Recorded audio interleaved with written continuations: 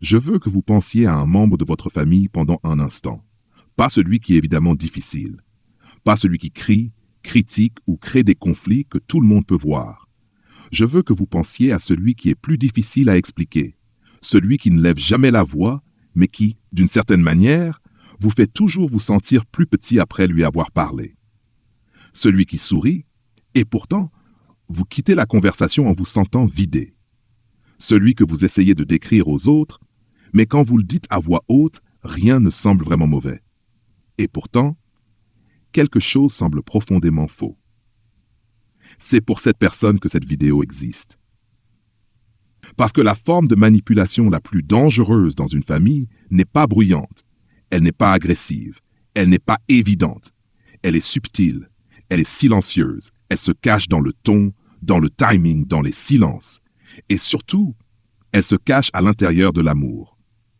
Aujourd'hui, je vais vous montrer 5 signes qu'un membre de votre famille vous manipule, et je dois vous prévenir. Au moment où nous arriverons au 3e signe, beaucoup d'entre vous vont reconnaître quelqu'un. Et cette reconnaissance ne sera pas agréable, parce qu'elle va vous obliger à voir quelque chose que vous évitez depuis très longtemps. Restez avec moi, parce que comprendre cela n'est pas une trahison, c'est la vérité, et vous méritez cette vérité. Avant de commencer, il y a quelque chose que vous devez comprendre. La manipulation familiale est rarement intentionnelle. La personne qui agit ainsi ne se dit pas « Comment puis-je le contrôler aujourd'hui ?» Non. Dans la plupart des cas, elle agit à partir de quelque chose de beaucoup plus profond. Une blessure, une insécurité, un schéma appris bien avant que vous entriez dans sa vie.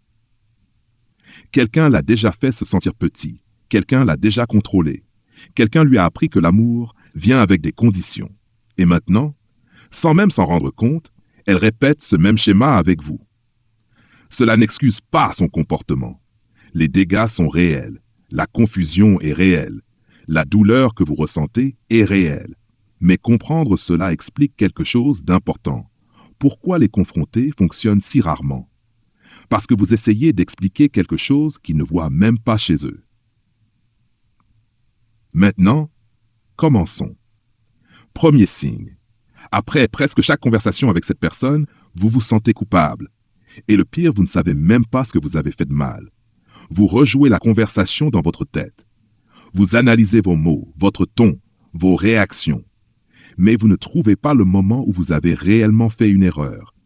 Et pourtant, la culpabilité est là. Ce n'est pas une culpabilité normale, c'est une culpabilité implantée. Vous êtes entré dans la conversation en vous sentant bien, clair, confiant, et vous en êtes sorti en vous excusant, en vous justifiant, en essayant de réparer quelque chose que vous ne comprenez pas. La psychologie noire a un nom pour cela. On appelle cela l'inversion de culpabilité. Le problème se déplace vers vous. Votre préoccupation disparaît. Vos émotions disparaissent. Et soudain, c'est vous qui devenez responsable de leurs sentiments. Deuxième signe. Cette personne sait exactement où vous êtes vulnérable et elle y touche, très doucement. Pas avec des insultes, pas avec des critiques directes, mais avec de la préoccupation. Je m'inquiète juste pour toi. Tu es sûr que tout va bien? Je ne veux pas que tu te blesses. Pour quelqu'un d'extérieur, cela ressemble à de l'amour. Mais pour vous, cela ressemble à une aiguille, parce que d'une manière ou d'une autre, chaque remarque touche exactement votre plus grande insécurité. Votre travail, votre relation, votre apparence, vos choix. Il n'attaque jamais directement. Il suggère, il questionne, il plante le doute.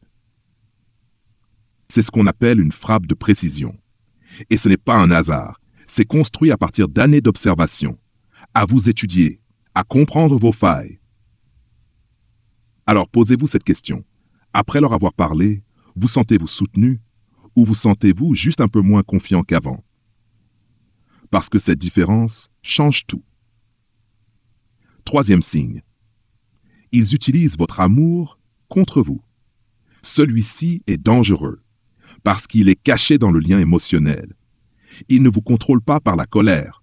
Il vous contrôle par le retrait, le silence, la distance, le froid. Soudain, ils ne sont plus les mêmes. Et votre esprit commence à s'emballer. Qu'est-ce que j'ai fait? Pourquoi ils sont distants? Comment réparer ça? Et parce que vous les aimez. Vous commencez à chercher à retrouver cette chaleur. Vous appelez. Vous vous excusez. Vous vous adaptez. Et au moment où la chaleur revient, vous ressentez un soulagement. Un soulagement si fort que vous vous persuadez que c'était de votre faute.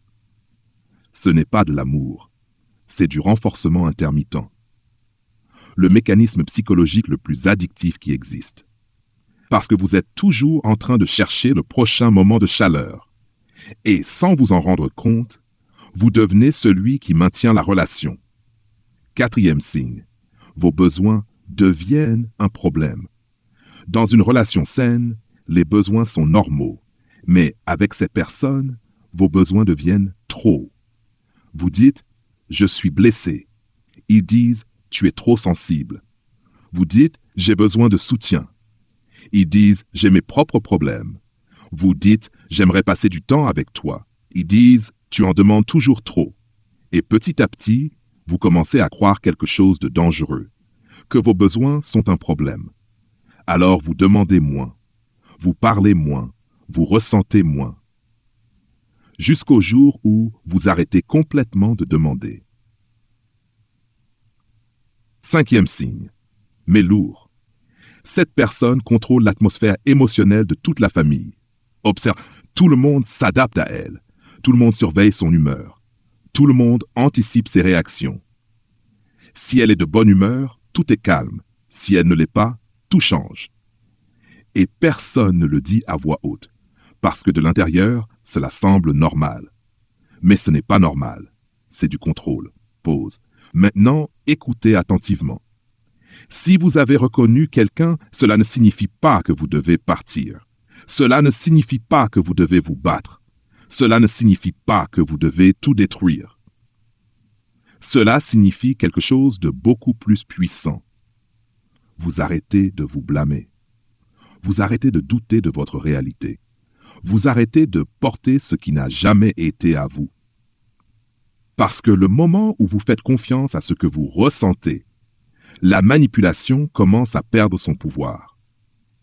Alors, je veux vous poser une question. Lequel de ces signes vous a le plus marqué?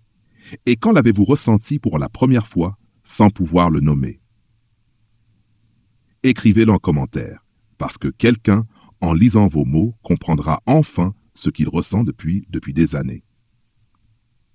Et ce moment de compréhension peut tout changer. Si cette vidéo vous a touché, abonnez-vous, parce que la semaine prochaine, on va encore plus loin. Et ce que vous allez découvrir pourrait changer complètement votre façon de voir les relations. Je vous retrouve très bientôt.